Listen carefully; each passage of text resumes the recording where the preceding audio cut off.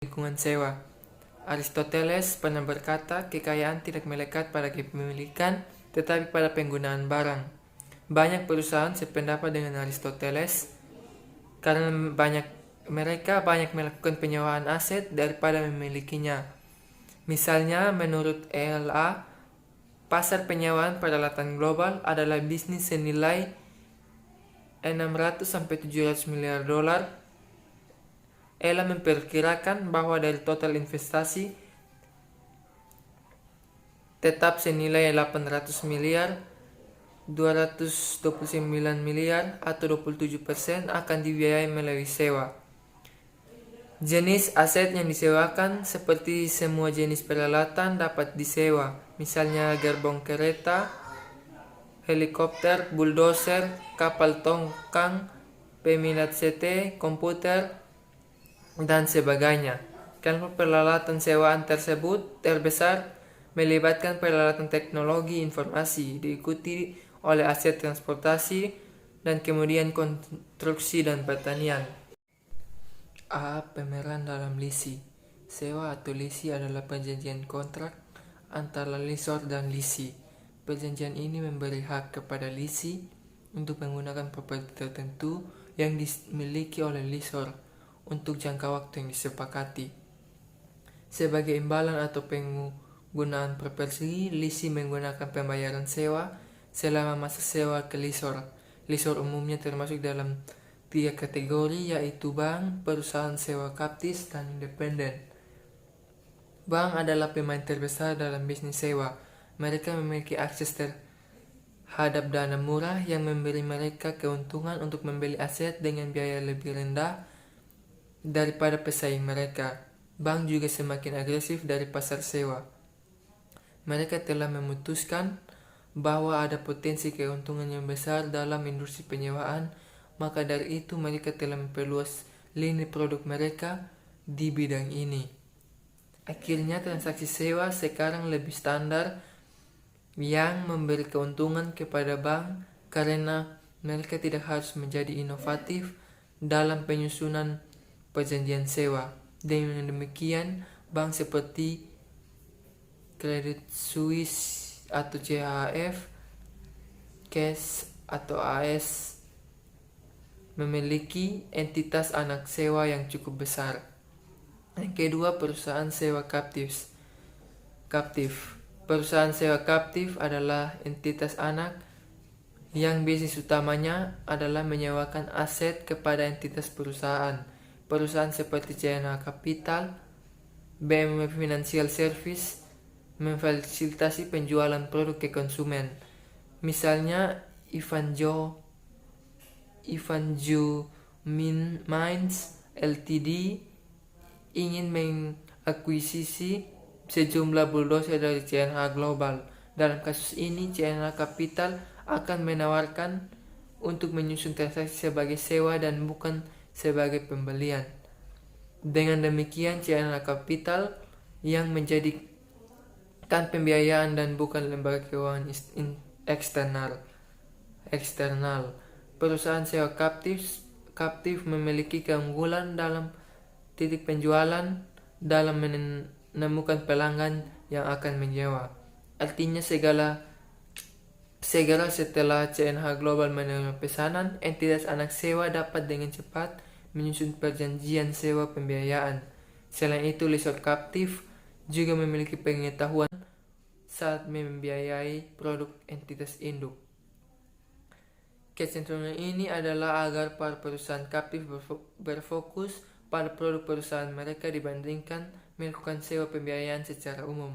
Misalnya, Boeing Capital AS dan UPS Capital AS adalah 2 perusahaan kaptif yang telah meninggalkan bisnis keuangan umum untuk fokus secara eksklusif pada produk entitas induk mereka. Yang ketiga, independen. Independen adalah kategori terakhir dari lessor. Independen belum berjalan dengan baik selama beberapa tahun terakhir. Pangsa pasar mereka menurun cukup dramatis karena bank dan perusahaan penyewaan kaptif menjadi lebih agresif di bidang sewa pembiayaan.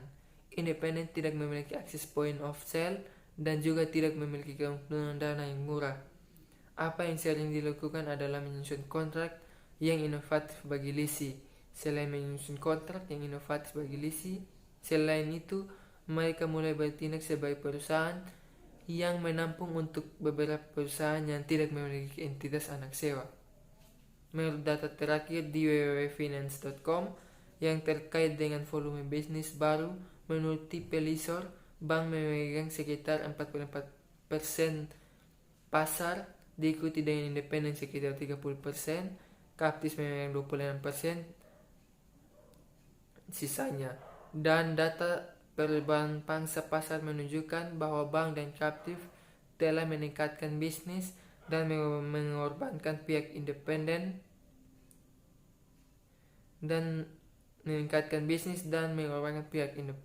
Artinya pangsa pasar bank dan kaptif telah tumbuh sekitar 58%-an dan 36%, sedangkan pangsa pasar independen turun 44%. Baik, selanjutnya keuntungan sewa. Pertumbuhan sewa menunjukkan perjanjian tersebut memiliki beberapa keuntungan dibanding memiliki properti. Seperti yang pertama, 100% pembiayaan dengan suku bunga tetap. Sewa seringkali ditandatangani tanpa memerlukan uang muka dari lisi. Klausul ini membantu lisi menghemat kas, merupakan fitur yang diinginkan oleh perusahaan baru dan berkembang. Karena dengan ini dapat melindungi lisi dari inflasi kenaikan biaya atas uang atau bunga. Komentar berikut menjelaskan mengapa perusahaan lebih memilih sewa dibanding dengan pinjaman konvensional. Bank lokal kami akhirnya bersedia menanggung 80% dari harga beli, tetapi tidak akan naik lebih tinggi dan mereka menginginkan suku bunga mengambang. Kami tidak mampu membayar uang muka dan kami perlu mengunci tingkat pembayaran final yang kami tahu dari awal bahwa kami akan membayarnya. Kemudian yang kedua, perlindungan terhadap keusangan. Peralatan sewa mengurangi risiko keusangan pada lisi dan dalam banyak kasus menanggung risiko ke residu ke lessor. Misalnya Elan atau IRL atau perusahaan farmasi menyewa komputer. Berdasarkan perjanjian sewa, Elan dimungkinkan untuk menukarkan komputer lama dengan komputer baru kapan saja, dengan kata lain, membatalkan sewa lama dan melakukan perjanjian yang baru. Lessor menambahkan beban sewa baru ke jatuh tempo sewa lama, dikurangi nilai pertukaran komputer lama. Seperti yang dikatakan bendahara, naluri kami adalah untuk membeli. Akan tetapi, jika sewa komputer baru kemungkinan akan hadir dalam waktu singkat, maka sewa hanya sebuah cara yang jauh lebih mudah daripada membeli. Tentunya lessor juga melindungi diri sendiri dan mewajibkan lisi membayar sewa yang lebih tinggi atau memberikan pembayaran tambahan jika lisi tidak merawat asetnya. Kemudian yang ketiga, fleksibilitas. Perjanjian sewa mungkin mengandung ketentuan yang lebih longgar daripada perjanjian utang lainnya. Lessor yang inovatif dapat menyesuaikan perjanjian sewa dengan kebutuhan khusus lisi. Misalnya durasi sewa atau masa sewa mungkin dimulai dari waktu singkat sampai seluruh umur ekonomik yang diharapkan dari aset tersebut. Pembayaran sewa mungkin tetap dari tahun ke tahun atau mungkin juga dapat meningkat atau menurun. Jumlah pembayaran para penjualan, suku bunga, indeks harga atau beberapa faktor lainnya. Dalam beberapa kasus, sewa diatur untuk memungkinkan lessor mengembalikan biaya aset ditambah imbal hasil wajar selama masa sewa. Kemudian yang keempat, pembiayaan yang lebih murah. Beberapa perusahaan menganggap sewa lebih murah dibanding bentuk pembiayaan lainnya. Misalnya, perusahaan pemula dalam industri yang tertekan atau perusahaan bertarif pajak rendah dapat menyewa mungkin untuk mengklaim manfaat pajak yang akan hilang jika mereka tidak menyewa. Pengurangan penyusutan tidak memberikan keuntungan bagi perusahaan yang memiliki penghasilan kena pajak. Dengan sewa, perusahaan sewa atas lembaga keuangan menggunakan manfaat ini. Perusahaan kemudian dapat melewati beberapa manfaat ini dan kembali menggunakan aset dalam bentuk pembayaran sewa yang lebih rendah. Yang kelima, keuntungan pajak. Dalam beberapa kasus, perusahaan dapat memiliki kue dan memakannya sendiri dengan keuntungan pajak yang melekat pada perjanjian sewa. Artinya di sini, untuk tujuan pelaporan keuangan, perusahaan tidak melaporkan aset atau liabilitas untuk pengaturan sewa. Namun untuk tujuan perpajakan, perusahaan dapat mengkapitalisasi dan menyusutkan aset sewaan. Akibatnya, perusahaan mengambil pengurangan lebih awal dan mengurangi pajaknya. Yang keenam, pembiayaan di luar neraca. Beberapa sewa tertentu tidak menambah utang pada laporan posisi keuangan dan mempengaruhi rasio keuangan. Bahkan, sewa dapat menambah kapasitas pinjaman. Pembayaran di luar neraca atau off-balance sheet financing sangat penting bagi beberapa perusahaan. Berikutnya sifat konseptual sewa. Jika Air France KLM meminjam $47 dalam WSL berjangka waktu 10 tahun dari UBS untuk membeli pesawat jet Airbus A330, Air France harus sangat jelas melaporkan aset dan kewajiban terkait sebesar jumlah yang ada pada laporan keuangan. Dengan demikian, jika Air France membeli A330 untuk $47, langsung dari Airbus melalui pembelian angsuran selama 10 tahun, maka jelas Air France harus melaporkan aset dan liabilitas terkait, yaitu harus mengkapitalisasi transaksi angsuran. Namun, bagaimana jika Air France menyewa Airbus A330 selama 10 tahun dari International Lease Finance Corp atau ILFC, Amerika Serikat, perusahaan lessor terbang terbesar di dunia, melalui transaksi sewa yang tidak dibatalkan dengan pembayaran jumlah yang sama dengan transaksi pembelian angsuran? Dalam hal ini, beberapa pendapat mungkin berpengaruh mengenai bagaimana perusahaan harus melaporkan transaksi ini. Berbagai pandangan tentang kapitalisasi sewa adalah sebagai berikut. Yang pertama, tidak boleh mengkapitalisasi aset sewaan. Pandangan ini menganggap bahwa kapitalisasi tidak tepat, karena Delta tidak memiliki hak atas properti tersebut. Selain itu, sewa adalah kontrak pelaksana yang membutuhkan kinerja berkesinambungan antara kedua belah pihak. Oleh karena itu, perusahaan saat ini tidak boleh mengkapitalisasi kontrak pelaksana lainnya, seperti komitmen pembelian dan kontrak kerja. Mereka juga tidak boleh mengkapitalisasi sewa. Yang kedua, mengkapitalisasi sewa yang serupa dengan pembelian angsuran. Pandangan ini berpendapat bahwa perusahaan harus melaporkan transaksi sesuai dengan substansi ekonomi. Oleh karena itu, jika perusahaan mengkapitalisasi pembelian angsuran, maka harus mengkapitalisasi sewa. Misalnya, Air France melakukan pembayaran yang sama selama 10 periode waktu atau periode pembelian angsuran. Leasing melakukan pembayaran sewa, sedangkan pemilik melakukan pembayaran hipotek. Mengapa laporan keuangan tidak melaporkan kedua transaksi ini dengan cara yang sama? Yang ketiga, mengkapitalisasi semua sewa jangka panjang.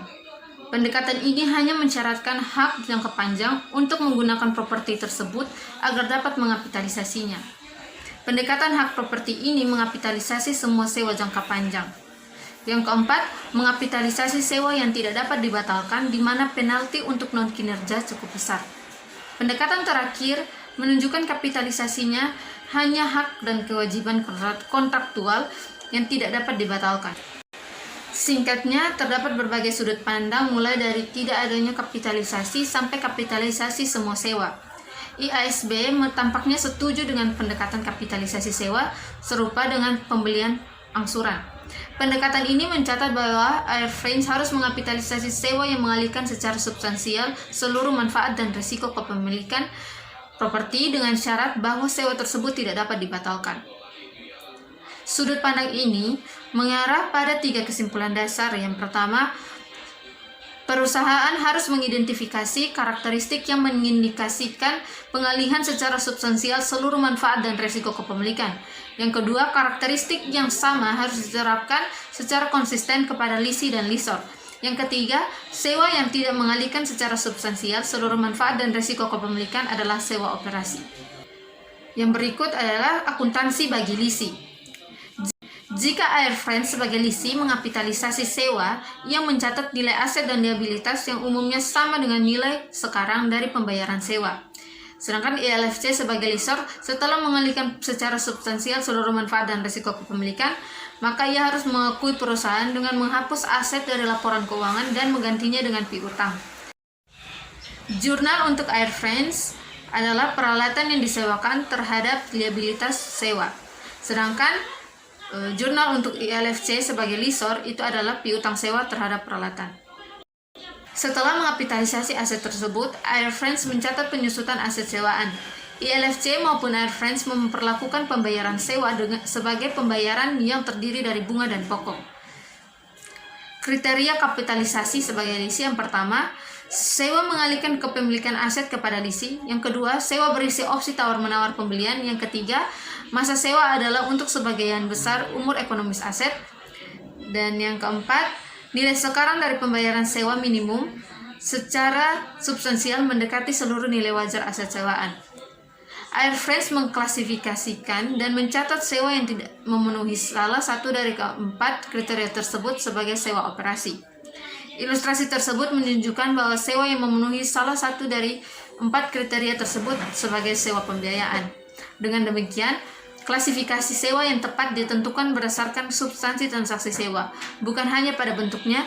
Penentuan ini seringkali mengharuskan penggunaan nilai profesional apakah risiko dan manfaat kepemilikan aset telah dialihkan. Baik, kita masuk pada materi yang berikut, yaitu tentang kriteria kapitalisasi. 3 dari 4 kriteria kapitalisasi atau capitalization criteria yang berlaku bagi lese masih kontroversial dan sulit diterapkan dalam praktik. Pembahasan setiap kriteria secara terperinci pada bagian berikutnya. Yang pertama, uji pengalihan kepemilikan. Jika sewa mengalihkan kepemilikan aset ke lese, maka sewa termasuk sewa pembiayaan. Kriteria ini tidak kontroversial dan mudah diimplementasikan dalam praktik. Uji opsi tawar-menawar pembelian. Opsi tawar-menawar pembelian atau bargain purchase option memungkinkan lese untuk membeli aset sewaan dengan harga yang secara signifikan lebih rendah dibandingkan nilai wajar aset pada tanggal opsi dimulai saat dilaksanakan. Misalnya, diasumsikan bahwa Brett's Delivery Service menyewa Honda Accord seharga $599 per bulan selama 40 bulan, dengan opsi untuk membeli seharga $100 pada akhir periode 40 bulan.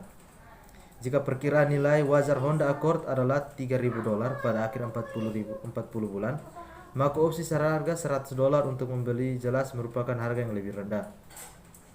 Oleh karena itu, Brett harus mengapitalisasi sewa. Yang berikut, uji umur ekonomik. Jika masa sewa adalah untuk sebagian umur ekonomik aset, lessor mengalihkan sebagian besar risiko dan manfaat kepemilikan kepada lese. Kapitalisasi dalam kasus ini sangat tepat, namun menentukan masa sewa dan berapa lama yang merupakan sebagian besar umur ekonomi aset memungkinkan menjadi sangat sulit. Yang berikut adalah uji pemulihan investasi. Jika nilai sekarang dari pembayaran sewa minimum secara substansial sama dengan 1 melebihi keseluruhan nilai wajar aset, maka lese seperti Air France harus mengapitalisasi aset sewaan tersebut. Mengapa? Jika nilai sekarang dari pembayaran sewa minimum mendekati nilai wajar pesawat terbang, maka dapat dikatakan bahwa Air France secara efektif memberi aset tersebut.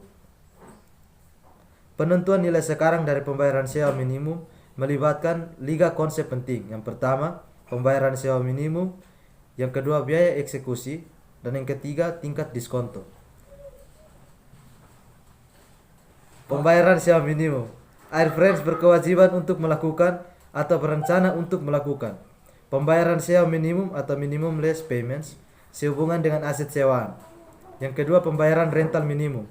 Pembayaran rental minimum adalah biaya yang harus dibayarkan Air France ke ILFC berdasarkan perjanjian sewa. Yang ketiga, nilai residu yang dijamin.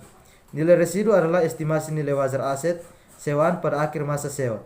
ILFC dapat mengalihkan risiko kerugian ke Air France atau kepada pihak ketiga dengan mendapatkan jaminan estimasi nilai residu. Yang berikut, penalti untuk kegagalan dalam memperbarui atau memperpanjang sewa. Jumlah yang harus dibayar Air France jika perjalanan sewa menetapkan bahwa Air France harus memperpanjang atau memperbarui sewa dan Air France gagal untuk melakukannya. Yang berikut, opsi tawar-menawar pembelian. Seperti yang ditunjukkan sebelumnya pada butir 1, Terdapat opsi yang diberikan kepada Air France untuk membeli pesawat pada akhir masa sewa dengan harga tetap yang cukup rendah dibanding nilai wajar yang diharapkan, sehingga pada awal sewa Air France dapat melaksanakan opsi pembelian tersebut. Yang berikutnya, biaya pelaksana. Seperti kebanyakan aset berwujud yang disewakan dikenakan biaya asuransi, pemeliharaan dan pajak disebut biaya pelaksana atau eksekusi cost selama umur ekonomik aset tersebut. Jika ILFC memiliki tanggung jawab untuk membayar biaya jenis kepemilikan, maka harus dikecualikan dalam menghitung nilai sekarang dan pembayaran sewa minimum, bagian dari setiap pembayaran sewa yang mencerminkan biaya pelaksana. Yang berikut adalah tingkat diskonto. Perusahaan yang bertindak sebagai lessee atau Air France menghitung nilai sekarang dari pembayaran sewa minimum dengan menggunakan suku bunga implisit atau implicit interest rate. Air France mungkin berpendapat bahwa mereka tidak dapat menentukan suku bunga implisit dan lessor, tetapi dalam banyak kasus, Air France dapat memperkirakan suku bunga implisit yang mendekati suku bunga yang digunakan oleh ILFC.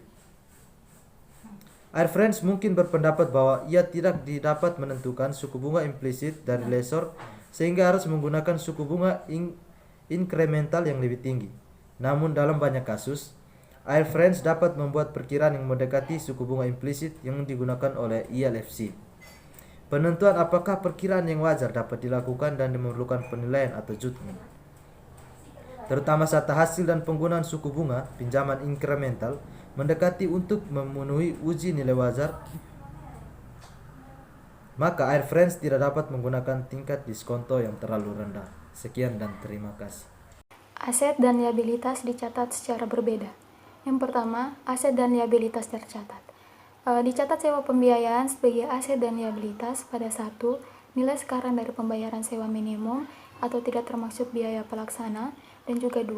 Nilai wajar aset sewaan pada awal sewa. Jika perjanjian sewa mengalihkan aset atau berisi opsi tawar-menawar pembelian, maka dilakukan depresiasi aset dengan menggunakan umur ekonomi aset. Yang kedua, periode penyusutan.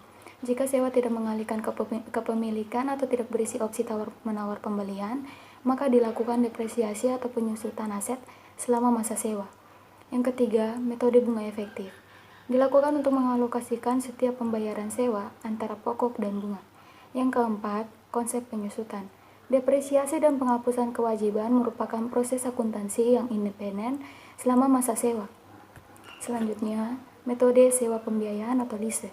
Untuk menggambarkan sewa pembiayaan, diasumsikan bahwa CNH Capital menandatangani perjanjian sewa pada tanggal 1 Januari 2012 yang mensyaratkan CNH untuk menyewakan sebuah front-end loader kepada Ivanhoe mulai tanggal 1 Januari 2012.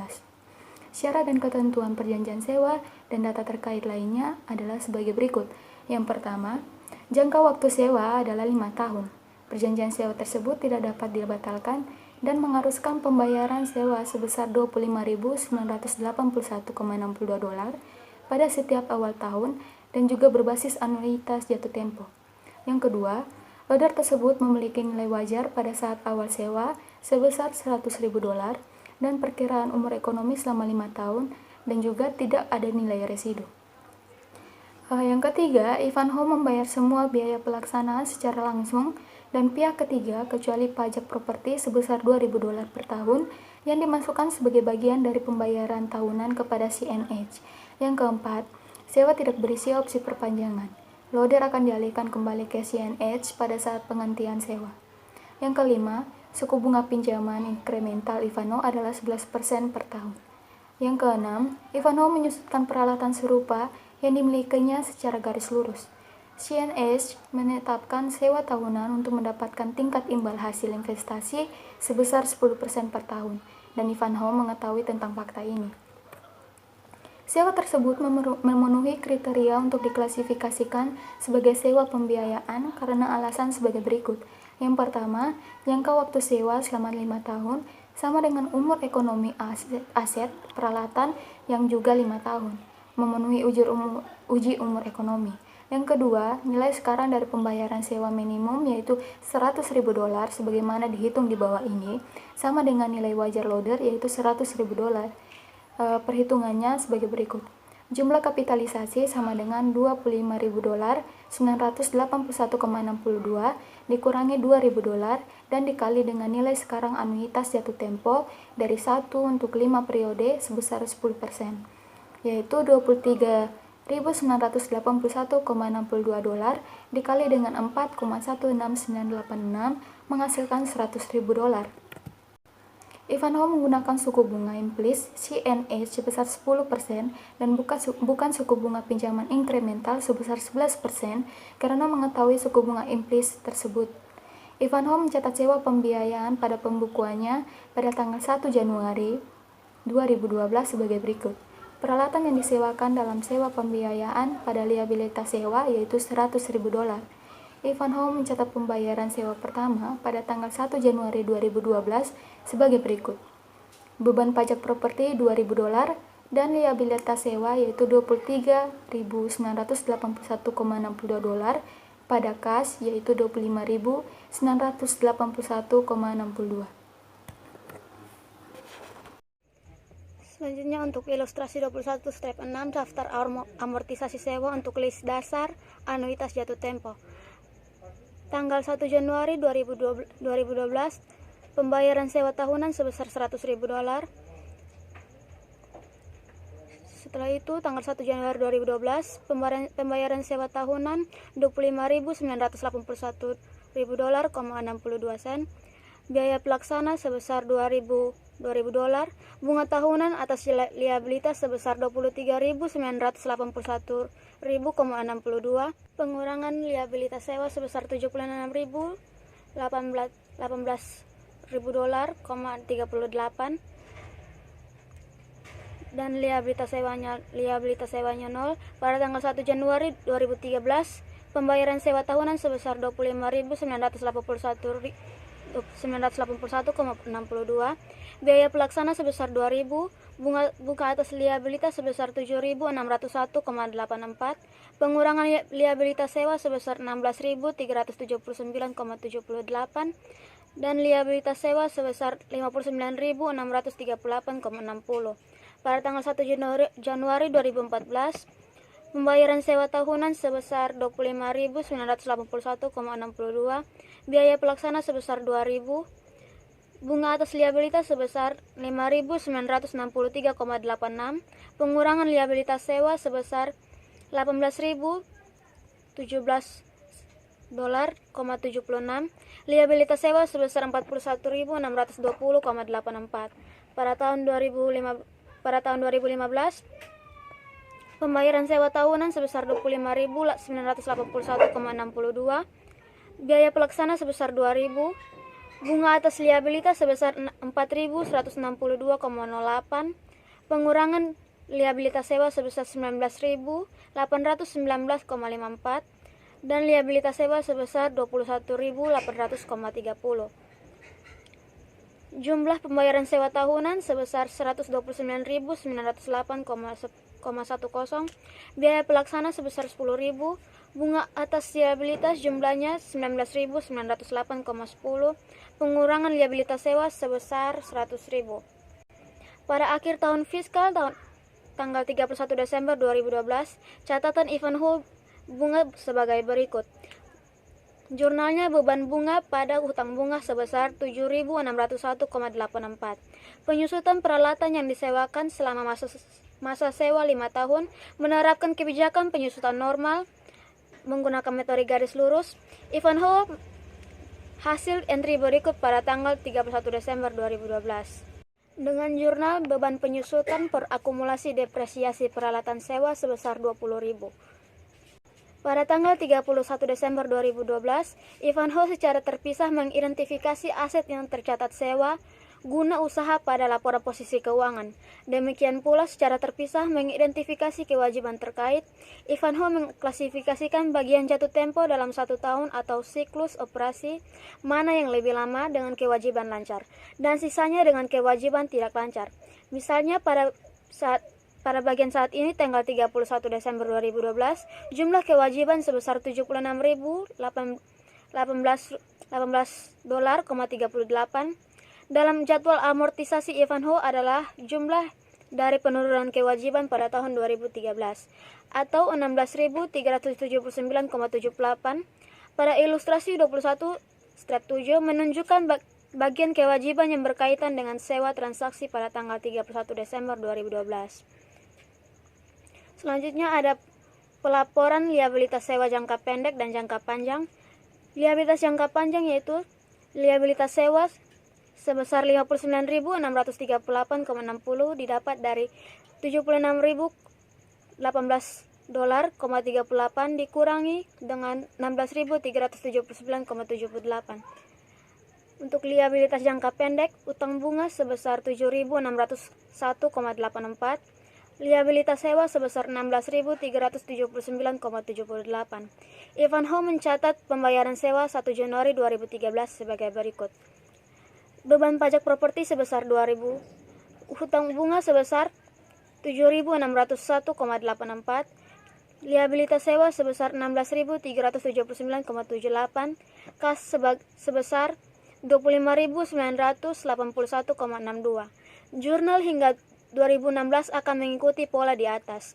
Ivanhoe mencatat biaya yang lainnya pelaksana atau asuransi dan pemeliharaan dengan cara yang mirip dengan cara mencatat setiap biaya operasional yang lainnya timbul dari aset yang dimilikinya. Setelah berakhirnya sewa, Ivanhoe telah sepenuhnya disusutkan jumlah dikapitalisasi sebagai peralatan yang disewakan. Hal ini juga telah sepenuhnya habis kewajiban sewanya. Jika Ivanhoe tidak membeli loader, ia mengembalikan peralatan untuk CNH. Ivanhoe kemudian menghapus peralatan yang disewakan dan rekening penyusutan akumulasi dari buku-bukunya. Jika Ivanhoe membeli peralatan dan penghentian sewa dengan harga $5.000 dan taksiran masa perubahan peralatan dari 5 tahun sampai 7 tahun, ia membuat jurnal sebagai berikut. Peralatan sebesar 105.000, akumulasi depresiasi peralatan sewa sebesar 100.000, peralatan yang disewakan sebesar 100.000, akumulasi penyusutan peralatan sebesar 100.000 dan kas sebesar 5.000. Perkenalkan, nama saya Gianni Vanilium Lakindima, NIM 1810284. Saya akan membawakan materi mengenai metode operasi dan perbandingan sewa pembiayaan dengan sewa operasi. Di bawah metode operasi, beban sewa timbul dari hari ke hari kepada penyewa karena menggunakan properti. Lisi memberikan sewa untuk periode manfaat dari penggunaan aset dan pengabaian dalam akuntansi, komitmen untuk melakukan pembayaran di masa mendatang. Lisi membuat akrual atau penangguhan tepat jika periode akuntansi berakhir antara tanggal pembayaran tunai. Sebagai contoh, asumsikan bahwa sewa pembiayaan digambarkan pada bagian sebelumnya tidak memenuhi syarat sebagai sewa pembiayaan. Oleh karena itu, Ivan menyumbang sebagai sewa operasi. Biaya tahun pertama operasi sekarang $25.981,62. Jumlah pembayaran sewa Ivan mencatat pembayaran ini pada tanggal 1 Januari 2012 sebagai berikut. Beban sewa pada debit $25.981,62 dan kas pada kredit $25.981,62. Ivan tidak melaporkan loader front end serta kewajiban jangka panjang untuk pembayaran sewa di masa depan pada laporan posisi keuangan. Yang berikut perbandingan sewa pembiayaan dengan sewa operasi.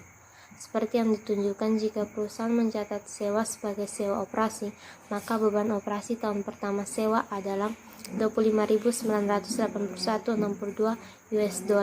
jumlah pembayaran sewa. Namun, jika perusahaan memperlakukan transaksi sebagai sewa pembiayaan, maka akan menghasilkan beban tahun pertama sebesar $29.601,84, penyusutan sebesar $20.000, beban bunga sebesar $7.601,84 dan biaya pelaksana sebesar $2.000. Teman-teman bisa lihat pada ilustrasi 21.8 mengenai perbandingan beban operasi sewa pembiayaan dengan sewa operasi. Yang berikut, jika menggunakan metode penyusunan dipercepat, selisih antara jumlah yang dibebankan pada operasi dalam dua metode tersebut akan menjadi lebih besar di tahun-tahun sebelumnya dan tahun-tahun kemudian.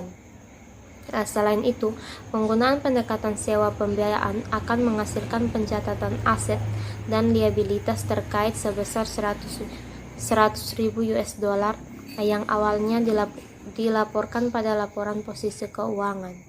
Lisi tidak akan melaporkan aset atau liabilitas dalam metode operasi. Oleh karena itu, selisih berikut terjadi jika menggunakan sewa pembiayaan dan bukan sewa operasi. Yang pertama, kenaikan jumlah hutang yang akan dilaporkan. Yang kedua, kenaikan jumlah total aset, khususnya aset berumur jangka panjang. Yang ketiga, laba yang rendah pada awal masa sewa sehingga menyebabkan saldo laba menjadi lebih rendah. Dengan demikian, banyak perusahaan yang berpendapat bahwa sewa pembiayaan berdampak negatif terhadap posisi keuangan mereka. Rasio hutang terhadap total ekuitas meningkat dan tingkat imbal hasil terhadap total aset menurun. Akibatnya, masyarakat bisnis menolak untuk mengapitalisasi sewa. Kapitalisasi juga dapat mempengaruhi jumlah kompensasi yang diterima oleh pemilik, misalnya program kompensasi saham yang terkait dengan laba.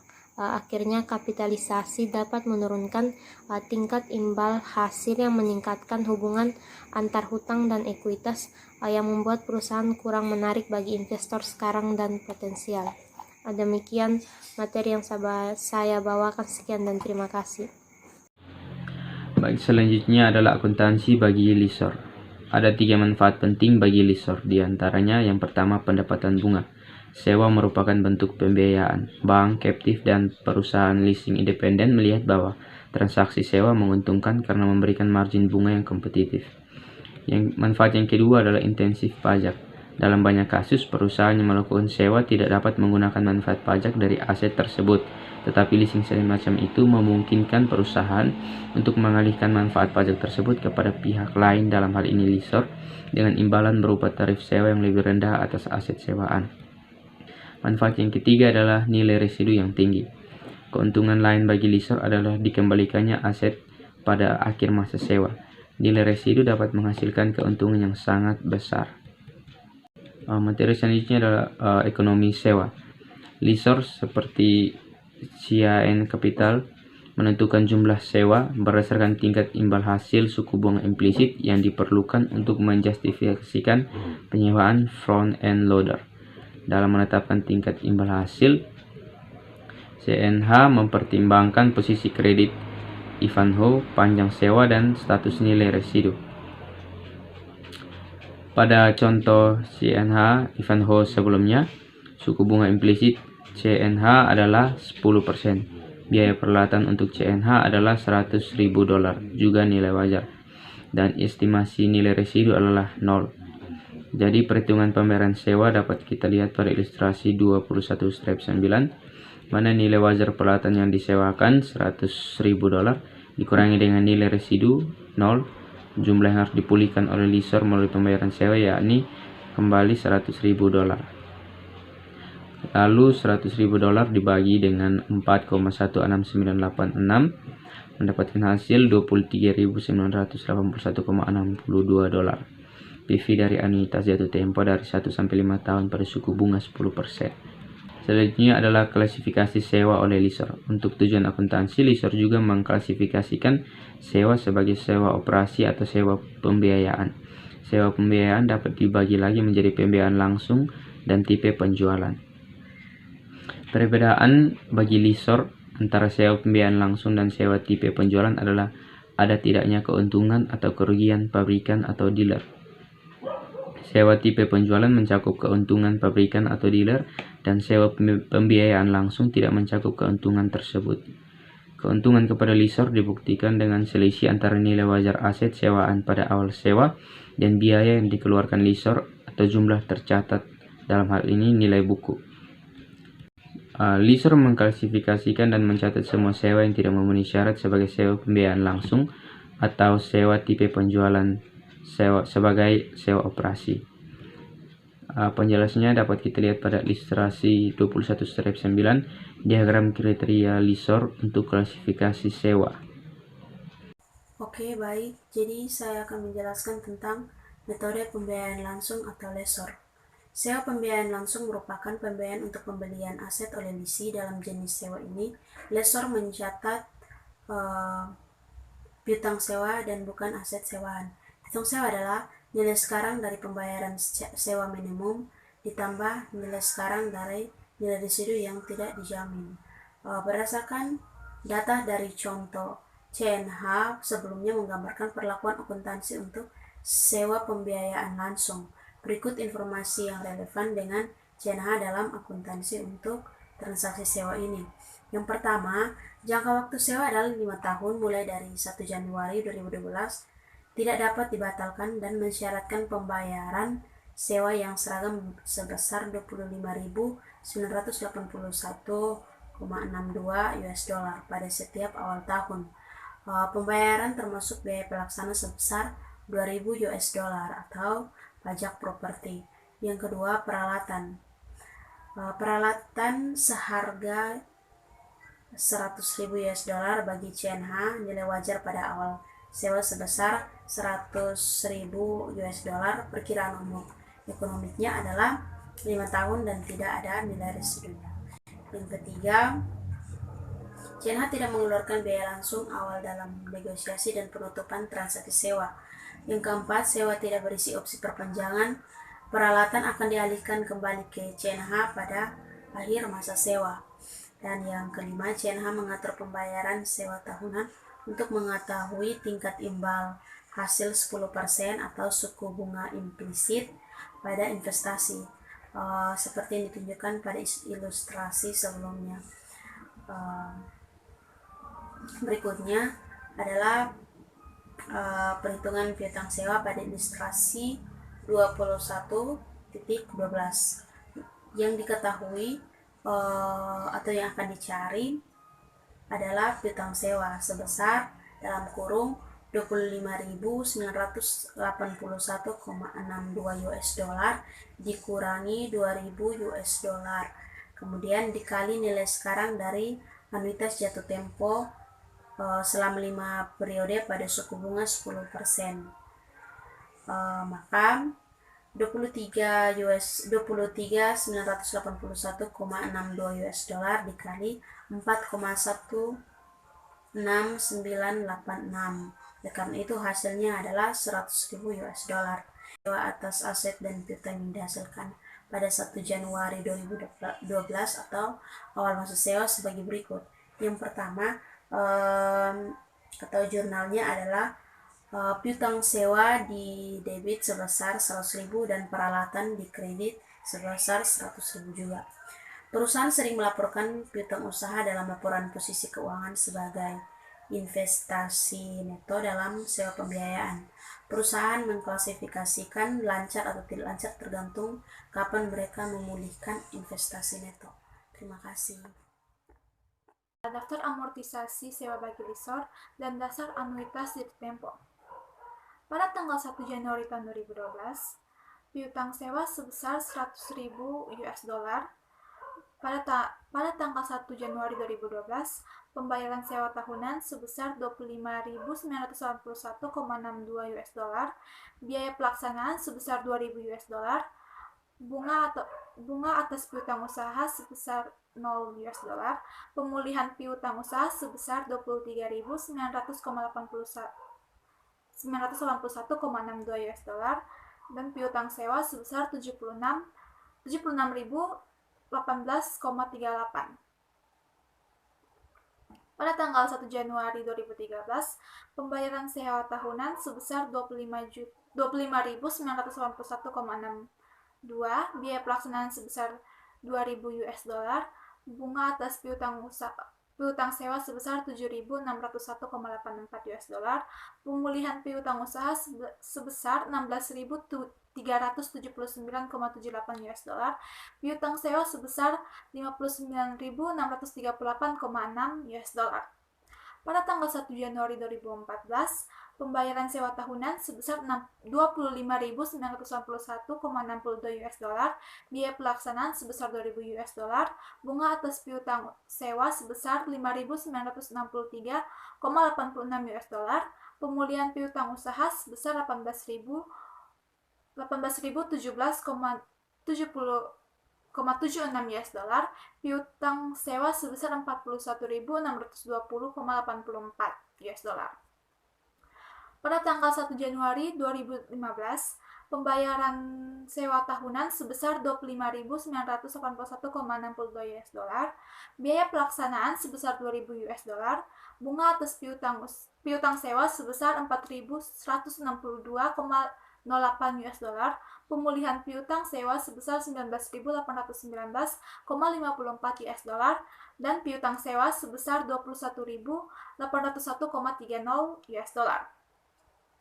Pada tanggal 1 Januari 2016, pembayaran sewa tahunan sebesar 25.981,62 US dollar, biaya pelaksanaan sebesar 2.000 US dollar, bunga atas piutang sewa sebesar 2.180,32 US dollar, pemulihan piutang sewa sebesar 21.801,30 US dollar, dan piutang sewa sebesar 0 US dollar. Jumlah dari pembayaran sewa tahunan sebesar 129.908,10 US dollar. Jumlah dari biaya pelaksanaan sebesar 10.000 US dollar. Total jumlah bunga atas piutang sewa sebesar 19.908,10 US dollar, dan jumlah total pemulihan piutang sewa sebesar 100.000 US dollar. Tanggal 1 Januari tahun 2012, CNH mencatat penerimaan pembayaran sewa tahun pertama sebagai berikut. Kas sebesar 25.981,62, pada piutang sewa sebesar 23.981,62, dan beban pajak properti sebesar 2.000. Pada tanggal 31 Desember 2012, CNH mengakui pendapatan bunga yang diperoleh selama tahun pertama dengan mencatat jurnal sebagai berikut.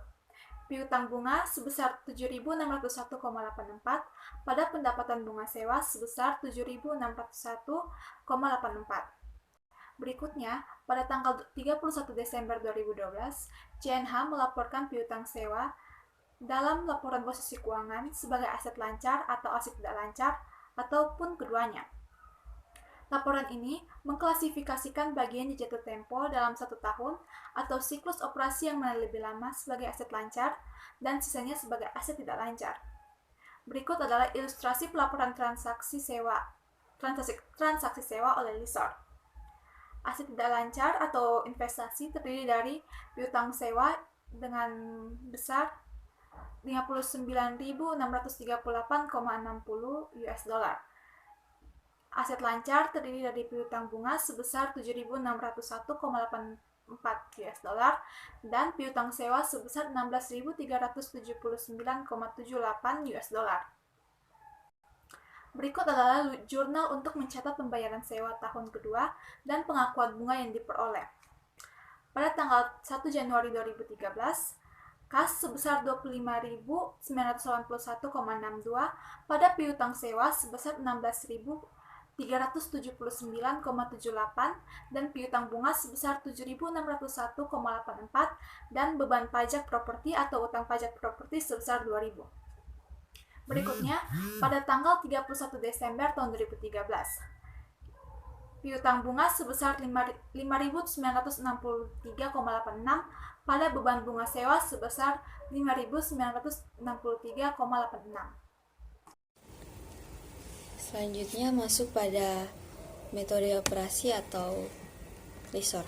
Untuk mengilustrasikan metode operasi, maka kita asumsikan bahwa sewa pembiayaan langsung yang digambarkan pada biaya sebelumnya tidak memenuhi syarat sebagai sewa pembiayaan. Oleh karena itu, CNH akan mencatatnya sebagai sewa operasi. Nah, perusahaan mencatat penerimaan kas untuk sewa sebagai berikut, yaitu kas sebesar 25.981,82 $, pada pendapatan sewa sebesar $25.981,62. Dan CNH akan mencatat penyusutannya sebagai berikut dengan mengasumsikan metode garis lurus dengan dasar biayanya sebesar $100.000 dan umur ekonomiknya selama 5 tahun. Jurnalnya yaitu beban penyusutan sewa pembiayaan sebesar $20.000 pada akumulasi penyusutan sewa pembiayaan sebesar $20.000. Jika CNH membayar pajak properti, asuransi, pemeliharaan, dan biaya operasi lainnya selama tahun berjalan, maka perusahaan akan mencatat sebagai biaya yang dibebankan terhadap pendapatan sewa bruto.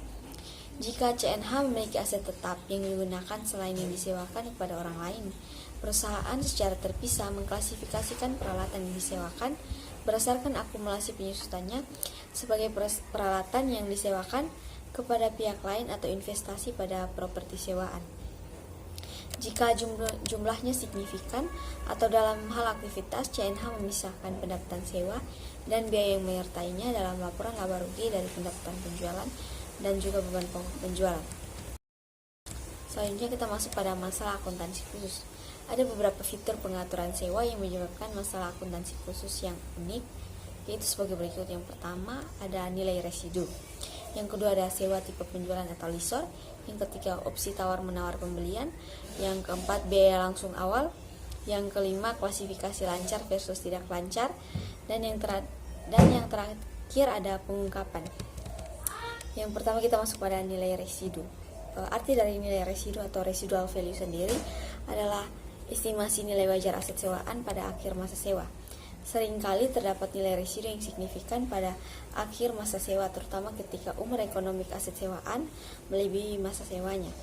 Jika hak atas tidak dialihkan secara otomatis kepada lisi dan opsi tawar-menawar pembelian tidak ada, maka lisi akan mengembalikan hak atas fisik aset tersebut kepada lessor pada akhir masa sewa.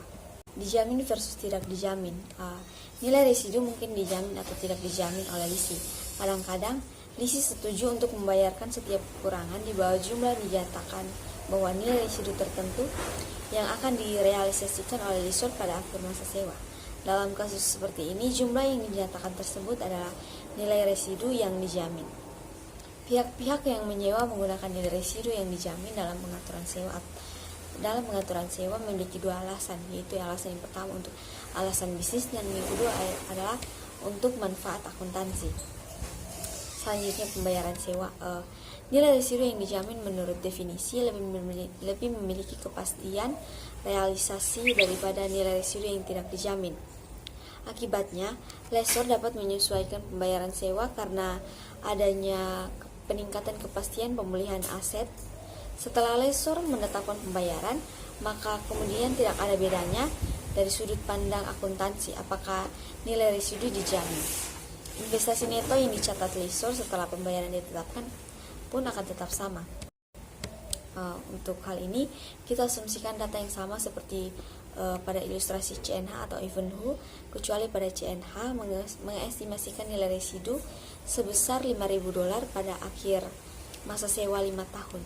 Selain itu, CNH mengasumsikan imbal hasil atas investasi atau ROI-nya sebesar 10%. Maka CNH akan menghitung jumlah pembayaran sewanya sebagai berikut. Perhitungan pembayaran sewa CNH dengan ROI-nya 10%. Nilai wajar aset sewaan ke lessor sebesar $100.000 dikurangi dengan nilai sekarang dari nilai residu yang didapat dari $5.000 dikali dengan 0,62092 menghasilkan $3.104.60 menghasilkan jumlah yang akan dipulihkan oleh lessor melalui pembayaran sewa sebesar $96.895.40. Selanjutnya untuk mencari 5 kali pembayaran berkala, maka didapat dari $96.895.40 lessor melalui pembayaran sewa sebesar $96.895.40. Selanjutnya untuk mencari 5 kali pembayaran berkala, maka didapat dari $96.895.40 dibagi dengan 4,16986 menghasilkan $23.237.9. Bila kita bandingkan pembayaran sewa di atas dengan pembayaran sewa sebesar $23.981.62 sebagaimana dihitung pada ilustrasi tersebut, di mana tidak ada nilai residu. Pada contoh kedua, pembayaran menjadi lebih sedikit karena nilai sekarang dari nilai residu akan mengurangi total jumlah terpulihkan CNH dari $100.000 menjadi $96.895,40 Akuntansi lese untuk nilai residu.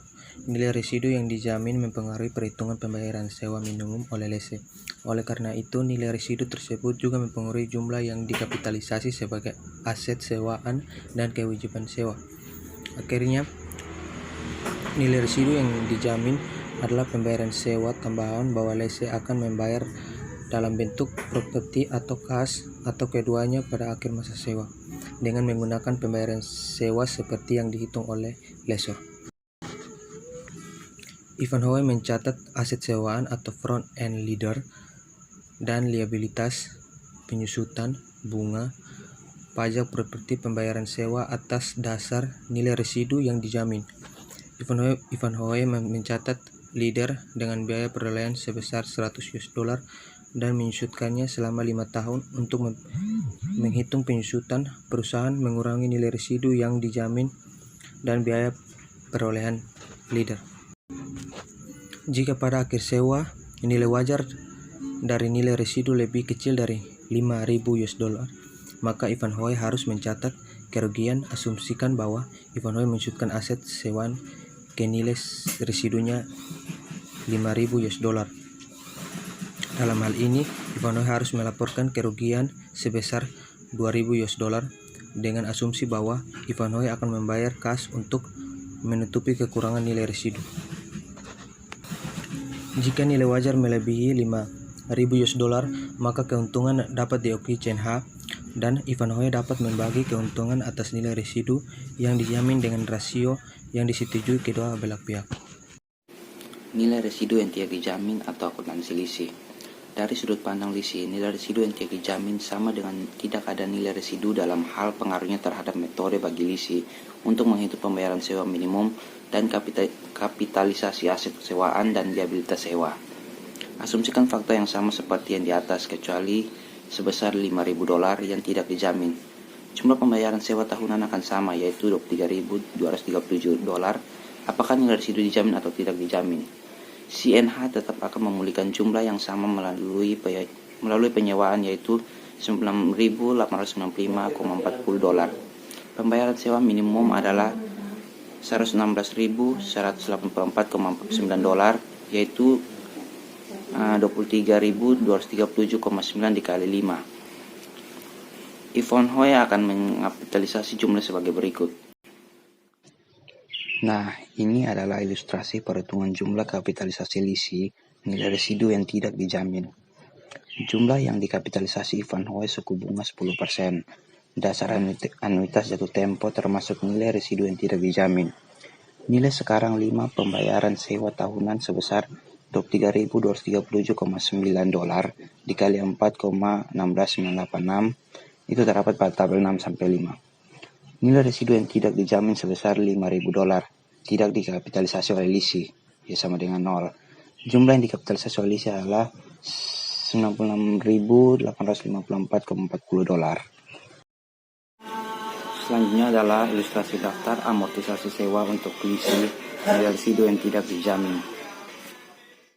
Ini adalah ilustrasi daftar amortisasi sewa Ivanhoe Mining dasar anuitas jatuh tempo nilai residu yang tidak dijamin dengan akun pembayaran sewa tahunan, biaya pelaksanaan, bunga 10% atau liabilitas, penurunan liabilitas sewa. Nah, saldo akhir dari pembayaran sewa tahunan adalah $126.145,45 dan biaya pelaksanaan dengan saldo akhir $10.000, bunga 10% atas liabilitas dengan saldo akhir $19.290,5, penurunan liabilitas sewa dengan saldo akhir $96.895,40, liabilitas sewa dengan saldo akhir 0. Ivanhoe mencatat aset sewaan dan liabilitas, penyusutan, bunga, pajak properti dan pembayaran sewa atas dasar nilai residu yang tidak dijamin. Jurnal ini disajikan dalam ilustrasi 21-22. Format jurnal sewa pembiayaan ini adalah sama seperti yang digambarkan sebelumnya. Perhatikan bahwa Ivan Hoy mencatat aset sewaan sebesar $96.595,40 dan penyusutannya selama 5 tahun.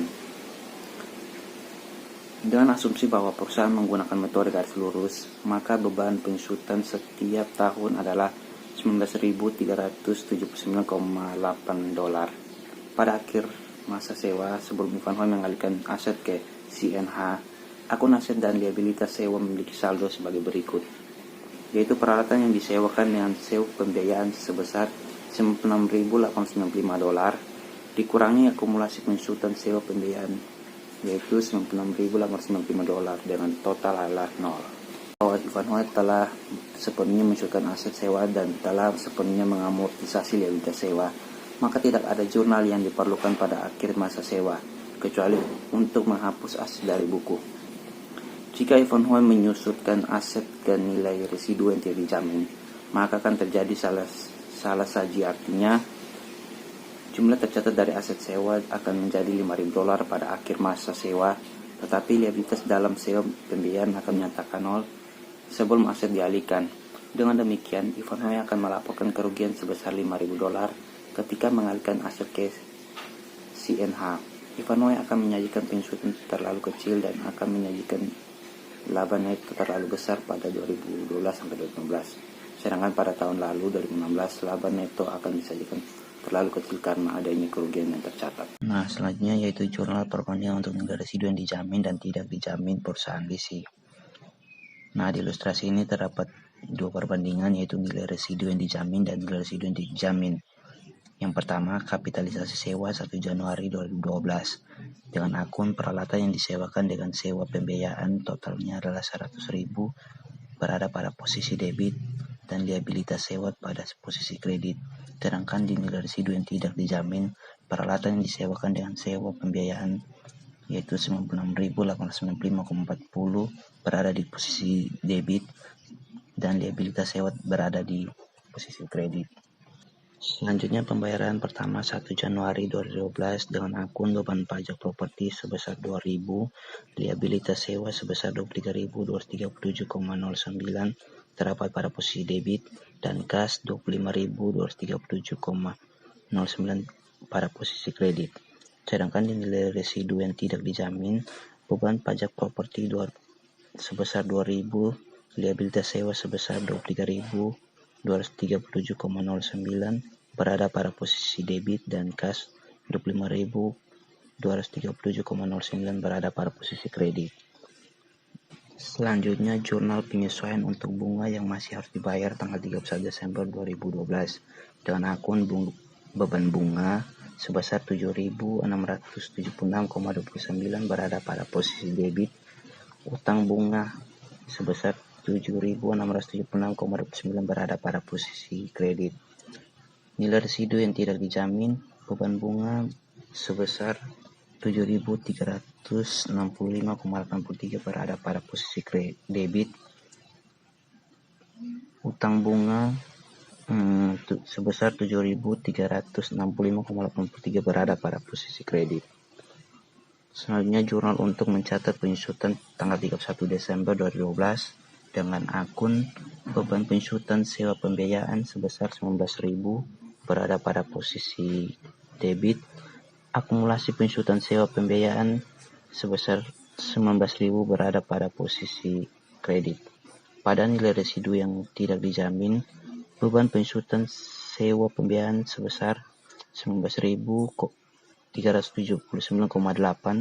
berada pada posisi debit, akumulasi penyusutan sewa pembiayaan sebesar 19.379,8 berada pada posisi kredit. Selanjutnya pembayaran kedua 1 Januari 2013 yaitu beban pajak properti sebesar 2.000, liabilitas sewa sebesar 15.560,80, beban bunga atau utang bunga sebesar 7.676,29 berada pada posisi debit dan kas sebesar 25.237,9 berada pada posisi kredit. pada nilai residu yang tidak dijamin, beban pajak properti sebesar 2.000, liabilitas sewa sebesar 15.871,26, beban bunga atau utang bunga sebesar 7.365,83 berada pada posisi debit, dan kas sebesar 25.237,09 berada pada posisi kredit. Selanjutnya, kita masuk dalam akuntansi lessor untuk nilai residu. Nah, jadi di sini seperti yang telah dijelaskan bahwa lessor itu dia akan memulihkan investasi neto yang sama untuk nilai residu yang dijamin ataupun tidak dijamin. Di sini artinya bahwa lessor itu dia menggunakan asumsi bahwa dia akan merealisasi nilai residu pada akhir masa sewa, baik dijamin maupun tidak dijamin. Nah, untuk mengilustrasikannya itu, kita kembali menggunakan data dari CNH atau Ivanhoe. Dia mengasumsikan klasifikasi sewa sebagai sewa pembiayaan langsung dengan nilai residu dia dijamin atau tidak dijamin sebesar $5.000. Di sini CNH dia menentukan pembayarannya sebagai berikut. Nah, pada ilustrasi 23 dijelaskan bahwa nilai wajar peralatan yang disewakan itu sebesar $100.000, dan juga dia dikurangi dengan, nilai wajar itu dia dikurangi dengan nilai sekarang dari nilai residu sebesar 3.104,60, dan itu didapat dari $5.000 dikali dengan 0,62092 pada tabel 6.2. Selanjutnya kita menjumlahkannya itu dan didapat jumlah yang akan dipulihkan oleh lessor melalui pembayaran sewa senilai $96.895,40. Selanjutnya didapat 5 pembayaran sewa awal tahun untuk menghasilkan imbal hasil sebesar 10%, itu sebanyak $23.237,9, dan itu didapat dari tadi yang jumlah yang akan dipulihkan itu 96.895,40 dia dibagi dengan 4,16986 pada tabel 6.5, dan dia akan menghasilkan $23.237,9. Selanjutnya ada ilustrasi 21.24 di mana ada daftar amortisasi sewa untuk lessor dari nilai residu yang dijamin atau tidak dijamin. Nah, di situ ada bagian A-nya pembayaran sewa tahunan ditambah nilai residu, bagian B-nya ada biaya pelaksana, dan bagian C itu adalah bunga atas piutang sewa, bagian D pemulihan piutang sewa, dan bagian E piutang sewa. Nah, pada bagian A itu dia didapat dari pembayaran sewa tahunan sesuai dengan persyaratan sewa. Nah, di bagian B, biaya pelaksana dia didapat dari biaya pelaksana termaksud dalam pembayaran sewa. Dan bagian C didapat dari saldo sebelumnya dari kolom E dikali dengan 10%, kecuali pada tanggal 1 Januari 2012. Nah, di sini contohnya pada tanggal 1 Januari 2013 ada sebesar di bagian C itu 7.676,29. Itu didapat dari kolom E yang bagian 76.762,61 dia dikali dengan 10%. Makanya didapat 7.676,29. Selanjutnya ada di bagian D, di mana didapat dari bagian A dikurangi dengan bagian B dan juga dikurangi dengan bagian C. Kita lihat ada di situ di bagian D yang pertama 23.000 pada tanggal 1 Januari 2012, 23.237,9 itu dia didapat dari 25.237,9 dikurangi dengan 2.000 dikurangi dengan $0. Makanya didapat 23.237,9. Selanjutnya ada di kolom E, di mana saldo sebelumnya didapat dari saldo sebelumnya dikurangi D. Di sini 100.000, kita lihat saldo sebelumnya itu ada 100.000. 100.000 dia dikurangi dengan 23.000, dikurangi dengan 23.237,9 dan didapat 76.762,91. Jadi dengan menggunakan jumlah yang dihitung di atas, CNH akan membuat jurnal yang ditunjukkan dalam ilustrasi 21-25 untuk sewa pembiayaan langsung pada tahun pertama. Nah, kita lihat pada ilustrasi 21-25, di situ ada dari asal sewa pada tanggal 1 Januari 2012, ada piutang sewa pada peralatan sebesar 100.000. Terus selanjutnya ada pembayaran pertama diterima sebesar 1 Januari 2012. Di situ ada kas sebesar 25.237,9 pada piutang sewa sebesar 23.237,9 dan beban pajak properti atau utang pajak properti sebesar 2.000. Selanjutnya ada jurnal penyesuaian untuk bunga yang masih harus dibayar pada tanggal 31 Desember 2012. Di situ ada piutang bunga pada pendapatan bunga sebesar 7.676,29.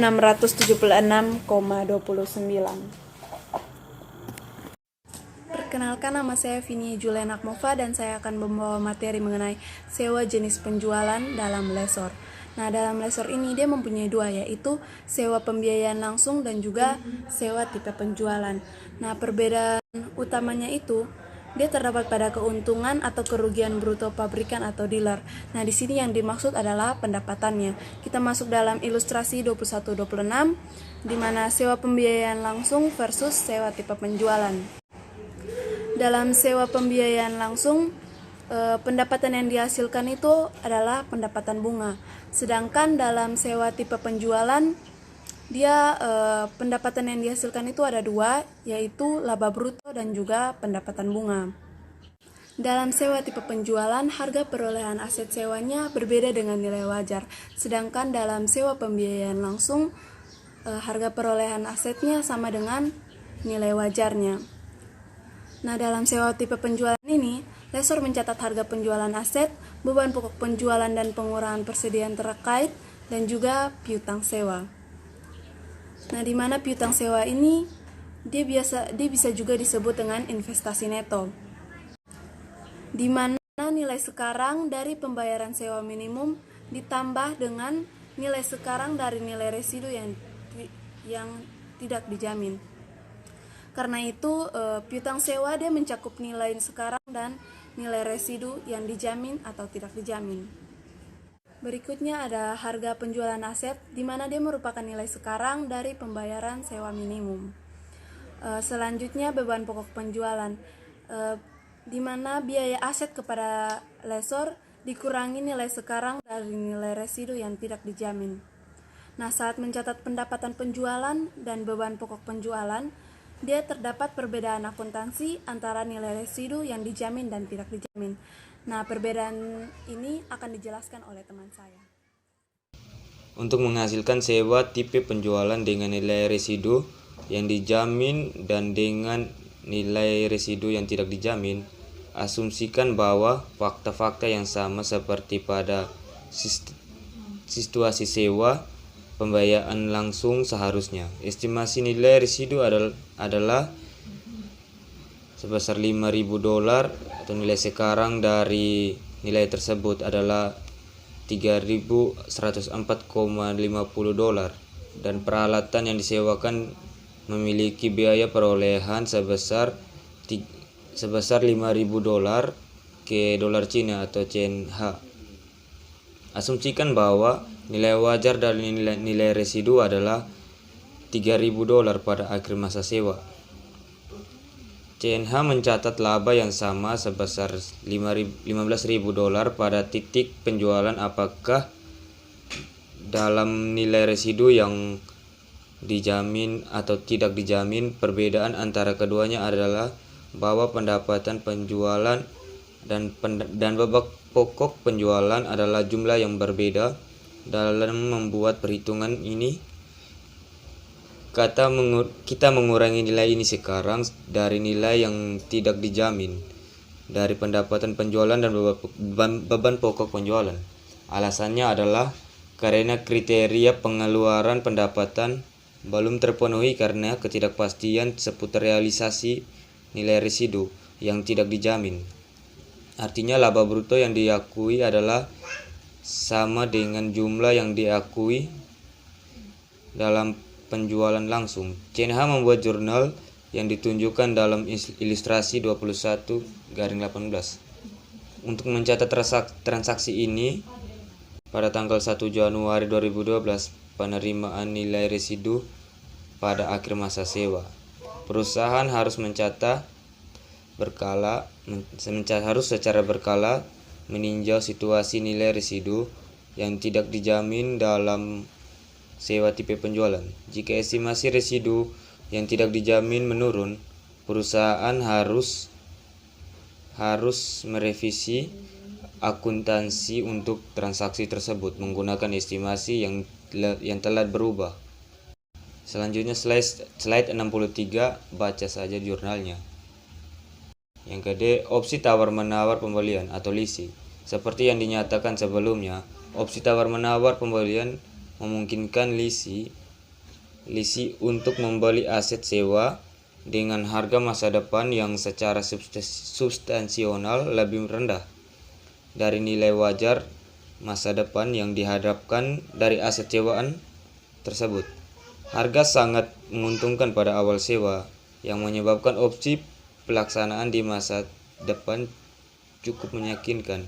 Jika dapat opsi tawar-menawar pembelian, maka leasing harus meningkatkan nilai mulai sekarang dari pembayaran sewa minimum dengan nilai sekarang dari harga opsi. Misalnya, asumsikan bahwa Ivanhoe Mining pada ilustrasi 21-17 memiliki opsi untuk membeli peralatan yang disewakan sebesar $5.000 pada akhir masa sewa 5 tahun. Pada saat ini, Ivanhoe dan CNH mengharapkan nilai wajar aset tersebut sebesar $15.000. Perbedaan yang signifikan antara harga opsi dan nilai wajar menimbulkan opsi tawar-menawar pembelian, dan pelaksanaan opsi tersebut cukup terjamin. Opsi tawar-menawar pembelian memengaruhi akuntansi sewa, pada dasarnya sama dengan perlakuan nilai residual yang dijamin. Dengan kata lain, pada nilai residu yang dijamin, leasing harus membayar nilai residu pada akhir sewa. Demikian pula opsi tawar-menawar pembelian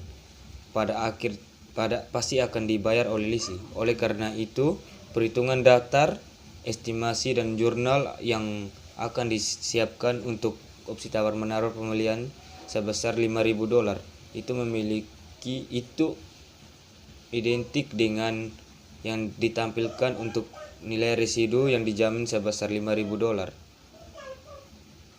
Satu-satunya perbedaan antara perlakuan akuntansi untuk opsi tawar-menawar pembelian dan nilai residu yang dijamin, seperti asumsi jumlah dan situasi yang sama persis, adalah dalam perhitungan penyusutan tahunan. Dalam kasus nilai residu yang dijamin, Ivanhoe menyusutkan aset selama masa sewa. Dalam kasus opsi tawar-menawar pembelian menggunakan umur ekonomi aset. Baik, perkenalkan, nama saya Widya Marlini Seren. Saya akan membawakan materi tentang biaya langsung awal atau LISOR. Biaya langsung awal atau inisial dari cost terdiri dari dua jenis, yaitu incremental dan internal. Biaya langsung incremental dibayarkan kepada pihak ketiga yang independen karena memiliki pengaturan sewa. Contohnya, termasuk biaya penilaian independen atas agunan yang digunakan untuk menjamin sewa, biaya pemeriksaan kredit dari lisi, atau biaya broker untuk mendapatkan lisi. Biaya langsung internal berkaitan langsung dengan aktivitas yang dilakukan oleh lessor pada sewa yang diberikan. Contohnya adalah mengevaluasi kondisi keuangan lisi prospektif, mengevaluasi dan mencatat jaminan, agunan, dan surat berharga lainnya, menegosiasikan persyaratan sewa dan menyiapkan serta memproses dokumen sewa dan memfinalisasi transaksi. Biaya yang berhubungan langsung dengan waktu yang dihabiskan karyawan untuk mengurus transaksi sewa tertentu juga dapat dianggap sebagai biaya langsung awal. Namun, biaya langsung awal tidak harus mencakup biaya tidak langsung internal. Biaya tersebut berkaitan dengan kegiatan lessor untuk melakukan iklan, melayani sewa yang ada, dan menetapkan dan memantau kebijakan kredit. Lessor juga tidak boleh mencakupkan biaya untuk pengawasan dan administrasi atau untuk biaya sewa seperti sewa dan penyusutan. Sedangkan untuk jurnal, nilai residu yang dijamin dan tidak dijamin perusahaan lessor dengan sewa tipe penjualan dapat dilihat pada ilustrasi 21-28. Akuntansi untuk biaya langsung awal tergantung pada jenis sewa. Yang pertama, untuk sewa operasi. Lessor harus menunda biaya langsung awal dan mengalokasikannya selama sewa sesuai dengan pengakuan pendapatan sewa. Yang kedua, untuk sewa tipe penjualan. Lessor harus membebankan biaya langsung awal dalam periode berjalan, di mana ia mengakui keuntungan untuk penjualan. Yang ketiga, untuk sewa pembiayaan langsung, lessor menambahkan biaya langsung awal pada investasi sewa neto dan mengamortisasinya selama masa sewa sebagai penyesuaian hasil. Yang berikut, lancar versus tidak lancar. Sebelum dalam bab ini, kita menyajikan klasifikasi liabilitas atau piutang sewa dalam situasi anuitas jatuh tempo. Pada ilustrasi 21-7 menunjukkan bahwa liabilitas jangka pendek Ivanhoe adalah pembayaran sebesar $23.981,63. Itu tidak termasuk biaya pelaksanaan sebesar $2.000 yang akan dibayarkan pada tanggal 1 Januari pada tahun berikutnya. Demikian pula, seperti yang diilustrasikan gambar 21-14, aset lancar CNH adalah $23.981,62. Itu tidak termasuk biaya pelaksanaan sebesar $2.000 yang akan diterima pada tanggal 1 Januari tahun depan. Dalam kasus anuitas jatuh tempo ini, tanggal laporan posisi keuangan adalah 31 Desember dan tanggal jatuh tempo pada 1 Januari adalah sama dengan pembayaran selisih, yaitu sebesar $23.981,62. Namun, apa yang akan terjadi jika situasinya adalah anuitas biasa atau bukan anuitas jatuh tempo? Misalnya, asumsikan saja bahwa sewa akan jatuh tempo pada akhir tahun, yaitu 31 Desember, dan bukan awal tahun 1 Januari. Liabilitas sewa harus diklasifikasikan ke dalam jumlah lancar dan tidak lancar. Namun, IFRS tidak menunjukkan bagaimana mengukur jumlah lancar dan tidak lancar. Metode umum untuk mengukur bagian liabilitas jangka pendek dalam sewa anuitas biasa adalah metode perubahan nilai sekarang. Sekian dan terima kasih.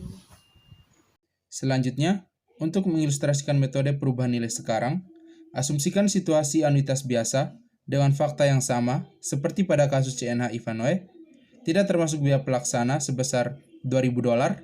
Oleh karena itu, Ivanhoe membayar sewa pada akhir periode, bukan pada awal periode. CNH menetapkan kelima sewa sebesar $26.000, 379,73. Pada suku bunga efektif 10%, ilustrasi 21-29 menunjukkan daftar amortisasi anuitas biasa. Pada ilustrasi tersebut, bagian lancar dari liabilitas atau piutang sewa dengan metode perubahan nilai sekarang per tanggal 31 Desember 2012 akan menjadi $18.000, 17,70. Itu didapat dari 83.620,27 dikurangi 65.602,57. Pada tanggal 31 Desember 2013, bagian lancar akan menjadi 19.819,47. Itu didapat dari 65.602,57 dikurangi 45.783,10. Pada tanggal 31 Desember 2012, CNH mengklasifikasikan sebesar 65.602,57 dari piutang sebagai bagian tidak lancar.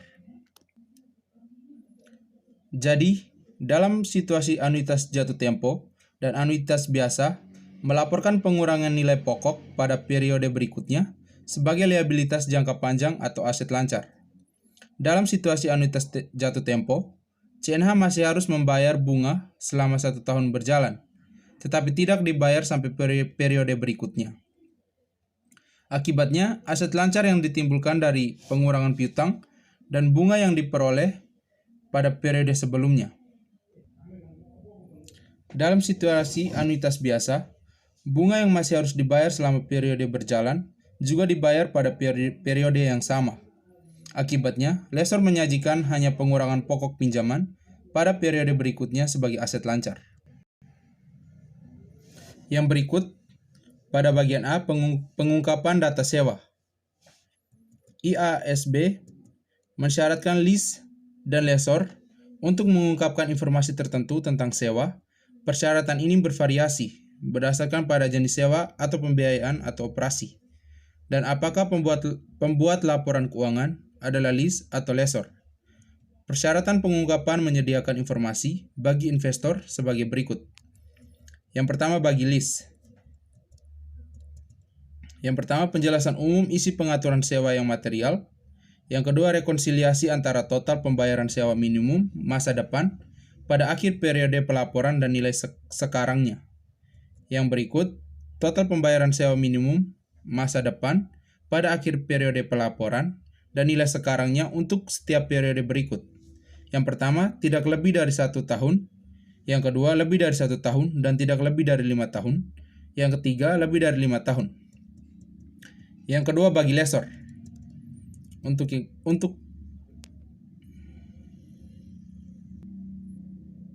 lessor, penjelasan yang pertama, penjelasan umum isi pengaturan sewa yang material. Yang kedua, rekonsiliasi antara investasi bruto dalam sewa pada akhir periode pelaporan dan nilai sekarang piutang pembayaran sewa minimum pada akhir periode pelaporan. Yang berikut, pendapatan keuangan yang belum diterima. Dan yang terakhir, investasi bruto dalam sewa dan nilai sekarang piutang pembayaran sewa minimum pada akhir periode pelaporan untuk setiap periode berikut. Yang pertama, tidak lebih dari 1 tahun. Yang kedua, lebih dari 1 tahun dan tidak lebih dari 5 tahun. Dan yang ketiga, lebih dari 5 tahun. Baik, selanjutnya akuntansi sewa, masalah belum terselesaikan.